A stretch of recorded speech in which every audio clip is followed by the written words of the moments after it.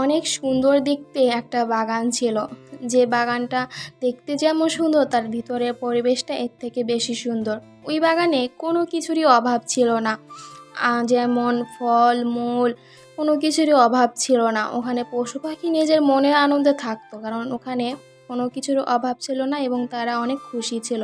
ওখানে একটা জাদুঘর ছিল যে নিজের জাদু দিয়ে কিছু একটা বানাচ্ছিল।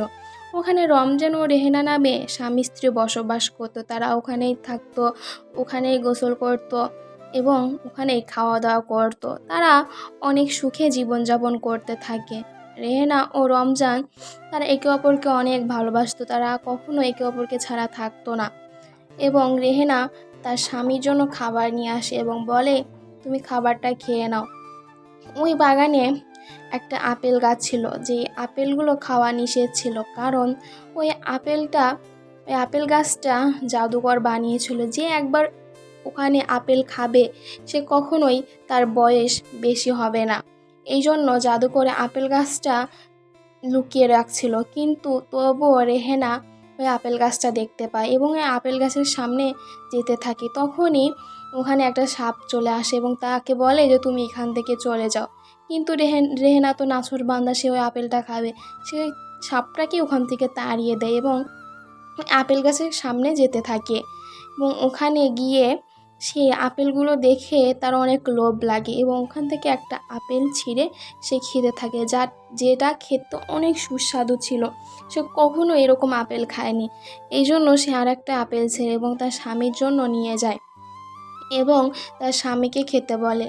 যখন তার স্বামী আপেলটা খায় তারও অনেক ভালো লাগে, সেও কখনো এরকম আপেল খায়নি। কিন্তু এর কিছুক্ষণের ভিতরে তাদের শরীরে অদ্ভুত জ্বালা যন্ত্রণা করতে থাকে। তারা বুঝতে পারছিল না কেন তাদের সাথে এরকম হচ্ছিল। এরপরে তারা দুইজন ওই জাদুঘরের কাছে যায় এবং তাকে সব ঘটনা খুলে বলে এবং মাপ চায়।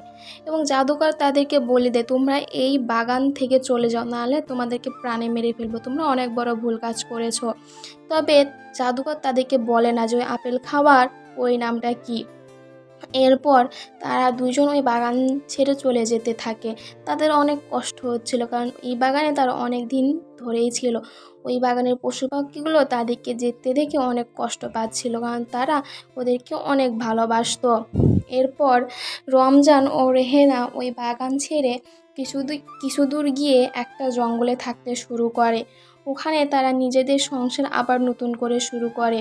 ওখানে তারা একটা ছোট্ট ঘর বানাতে থাকে এবং রেহেনা কিছু শস্য আবাদ করতে থাকে এবং ফাঁকে ফাঁকে তারা ওই ঘরটা অনেক বড় করতে থাকে, কারণ ওখানে থাকতে তাদের অনেক কষ্ট হচ্ছিল। তবে ওই জঙ্গলে কিছু হিংস্র পশু থাকতো, যেটা তারা অনেক ভালো করে জানতো, কিন্তু তাদের কিছু করার ছিল না। তবুও তারা ওই জঙ্গলে থাকা শুরু করে এবং রমজান মাছ ধরতো এবং রাত্রেবেলা তারা ওই মাছ খেত এবং দুইজনে মনের আনন্দে গান গাইতো।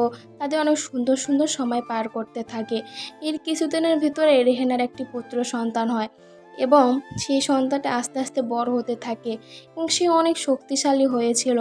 এর কিছুদিনের ভিতরে আবারও তার 3টি কন্যা সন্তান হয়, কিন্তু রমজান ও রেহেনার বয়স একই রকম থাকে, তাদের চেহারা একই রকম থাকে, তাদের চেহারা কোনো পরিবর্তন হচ্ছিল না।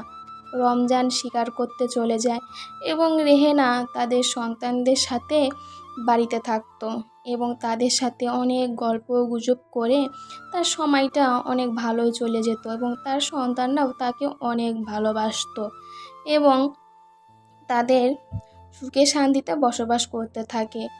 এবং রমজান তার ছেলেকেও শিকার ধরা শেখায়। এরই মধ্যে গল্প শেষ।